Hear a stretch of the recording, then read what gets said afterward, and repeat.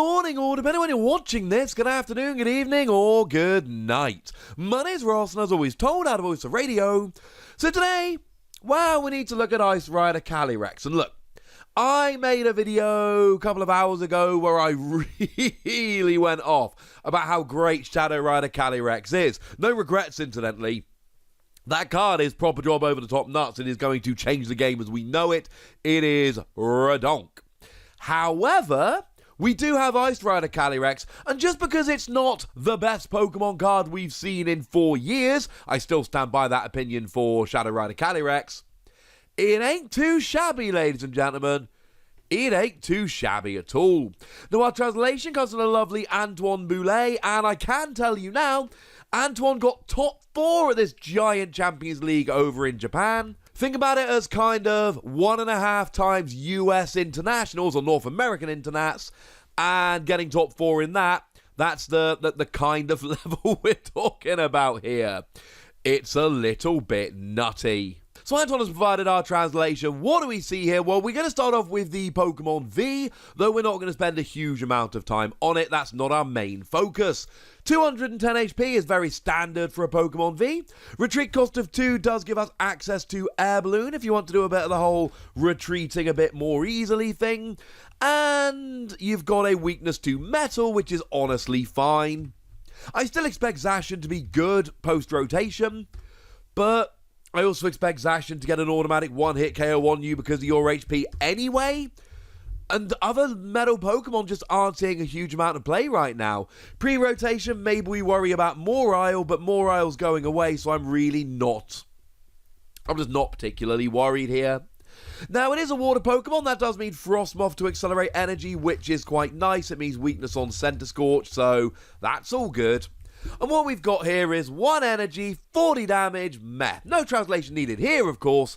1 energy, 40 damage, meh. It's fine. It's okay. It'll do. Let's not get terribly excited or spend too much time talking about it. If it was 50, then we'd get a KO on a Snom, and sure, we can use a Vitality Band to get there. But if you're taking in Vitality Band just on the off chance you face a Snom, might not exactly be the best thing ever, shall we say? Sorry about that. I think it's fine in terms of it's turn 1, I've gone second, I might as well attack, but nothing more than that. 3 energy, 200 damage, discard 2 energy from this Pokemon. Again, it's fine. I don't think this is a good Pokemon. I think it is fine. I think it is okay. I think it will do. And look, if you're using Frostmoth to accelerate energy, that's okay. It means that you can get this going quite easily, and 200 damage is okay. The problem is, 200 damage is actually not as much as we want here. Because your Pokemon V, you're talking about 210, 220. We're not talking about 200. Again, you can use Vitality Band, and that we go up to 210, and that's lovely. But then you come against something like an Eternatus, and they're sitting there with 220, and you're just a little bit short. So you know what? It's fine, but I worry that both of the attacks here don't do quite as much damage as we would like. But we're generally here for the VMAX anyway. Now, the VMAX will go up to 320 HP, which is generally as high as you get. There's a few that are higher, but this is about standard. Same retreat cost, same weakness. But now we add in Emperor's Ride. 2 colorless energy, 10 damage, plus 30 more for each of your opponent's benched Pokemon. Now, at this stage, I'm starting to get a little bit excited because this is good. This is a decent amount of damage. With now, if your opponent's got a full bench, that's 5 Pokemon, that's 150, add the 10 base is 160. Now look, I know 160 isn't amazing. I know it will KO a Dedenne, although really by the time this comes out, Dedenne is basically done. We'll have like 6 weeks of Dedenne left, and you are a little bit short of getting a Crobat, and that's a little bit upsetting. We would like to be getting a KO on a Crobat, but you're talking about 2 energy. In a Frostmoth deck, if you use Turbo Patch, If you use triple acceleration energy, though that will also be rotating, there are plenty of ways to pay this, and it's a nice amount of damage. Against single prize Pokemon, you'll basically be one-hit KOing all of them. Single prize Pokemon basically don't stand a chance. And if you're hitting for weakness, you're good. Against something like a Centiskorch, you will be right up there. Well, actually, no, that's a lie. You will just be up there if they fill their bench. You'll be doing 160, double with weakness is 320, which is the exact amount you need to do. One of the issues here, of course, is that your opponent can just control their bench. They can just try and make sure that they don't have enough bench Pokemon down. They can try and frustrate you, so to speak. Try and make sure that you are short because they don't have enough bench Pokemon. I mean, I just told you that in order to get a one-hit KO on a Centiskorch, your opponent needs to have a full bench. So all your opponent needs to do to try and avoid it is just have 4 benched Pokemon, and then all of a sudden they will actually be able to get around it, and that's a little bit upsetting for you. So I don't know if this is necessarily a reason to play the card. I think it's a good attack. I think it's low energy. It hits a decent weakness. And the damage is fine. But again, and I feel like I'm saying this about every attack because actually I do feel like this is maybe not quite enough damage. I love the low energy cost here. I think that's really good. And I like that you're generally hitting a decent amount of damage. But I think we could be doing better. Second attack, 2 water energy. You may discard up to 2 energy from this Pokemon.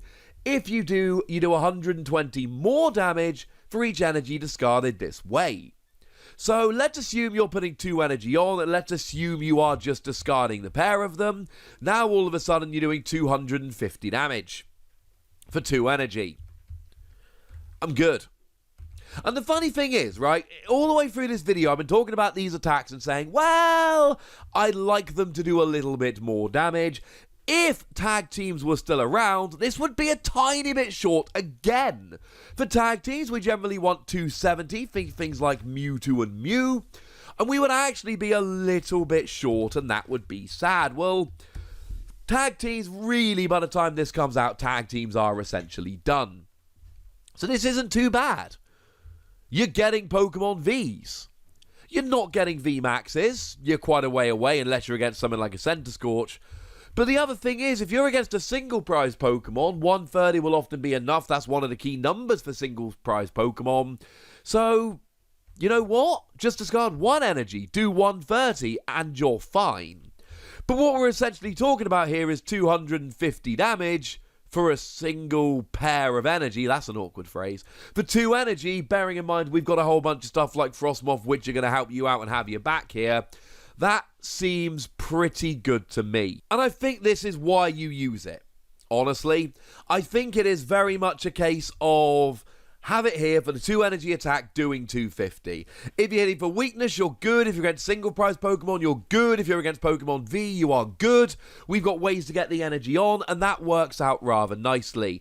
Against VMAXs, you are going to be falling a little bit short, and in that way it reminds me quite a bit of Victini VMAX, that of course is nuts against Pokemon V, but just not good enough against VMAXs. You don't do enough damage, but that's alright. If you're telling me that for 2 energy, I can basically have an answer to all the Pokemon V and all the single prize Pokemon, and it's just the VMAXs I've got to worry about, I feel alright about that, to be honest with you, ladies and gentlemen. I feel alright about that. I should have mentioned that the Ice Rider Calyrex here is better than the promo. Not that we really needed to worry. I mean, if you just look at the second attacks, 140 versus 200, discarding the 2 energy, we don't really care. So, yeah. Okay, fine. I told you that those ones we looked at before were very much promos, and they are very much promos. But that's alright by me, ladies and gentlemen. We've got the non-promos that work better, and like I've said, this VMAX, I do think we need to take it seriously. No, it's not as good as Shadow Rider Calyrex VMAX. I ain't gonna pretend it is. I think it is a decent, competent card that does good damage for 2 energy, and you know what? A lot of time that's enough, so let's go ahead and give it 4 Wassies. I like it. I don't love it. But I think if you're playing a water deck and you're playing water energy, this could work very nicely indeed. But I'd like to know what you think. So let me know in the comment section, would ya? Go nuts! Be nice. And then make sure you like this video, subscribe to this channel, follow me on Twitter at TheWasi, and Twitch for some live action at twitch.tv/PTCG Radio. If you want to support the channel, get some bonus podcasts and all that good stuff, head on over to patreon.com/PTCG Radio, where you can do exactly that. But by far the most important thing, as always, look after yourselves till next time, would ya? Thank you very much for watching. My name's Ross, and you've been watching PTCG Radio.